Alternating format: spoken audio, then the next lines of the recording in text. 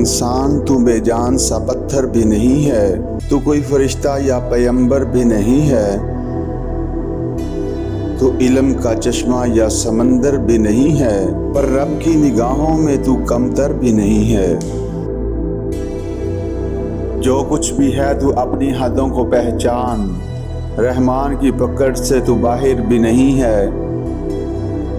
दुनिया न बसा दिल में कि दुनिया की हकीकत मच्छर के किसी पर के बराबर भी नहीं है।